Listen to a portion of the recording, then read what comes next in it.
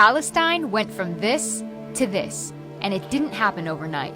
Up until the early 1900s, Palestine was part of the Ottoman Empire, a religiously diverse land where Muslims, Christians, and Jews lived alongside each other. Then, things begin to change, with the start of the Zionist movement in Europe calling for the establishment of an independent Jewish state, ideally in Palestine. The first wave of European Jews start to immigrate. By the end of World War I, the Ottoman Empire collapses and Palestine is under British rule. It's 1917. Britain declares its support for a Jewish homeland in Palestine.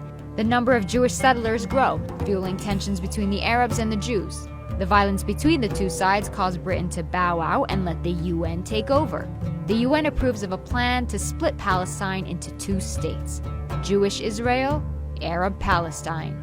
The city of Jerusalem, which is sacred to Muslims, Christians, and Jews, is now a UN-controlled international zone. Jews accept the UN partition plan and declare independence as the State of Israel, but neighboring Arab countries object to the land takeover. This marks the beginning of the First Arab-Israeli War. Israel is victorious and makes a grab for the land intended for the Palestinian state under the UN. The land gets divided into three parts. Jordan occupies the West Bank and East Jerusalem, Egypt occupies Gaza, and the State of Israel takes 78% of historic Palestine, including West Jerusalem. 700,000 Palestinians become refugees as a result, and the day is remembered as al-Nakba, the catastrophe. It's 1967. The Six-Day War breaks out between Israel and neighboring Arab countries, and by the end of it, the map looks something like this. Palestine is now fully occupied by Israel. Despite the absence of a formal peace treaty, things start simmering down. Then Israelis start settling into Gaza and the West Bank, resulting in an Israeli-Palestinian struggle that gives rise to the PLO, the Palestinian Liberation Organization. Their main goal? To liberate Palestine from Israel by any means necessary. Fighting goes on for years. The PLO eventually accepts dividing the land between Palestine and Israel, but the conflict doesn't end there. More settlers make their way into Israeli-occupied Palestinian territories. The international community considers this illegal. The frustration of the Palestinians leads to an intifada. As a result, Hamas is born, a political movement determined to fight against Israeli occupation of the West Bank and the Gaza Strip.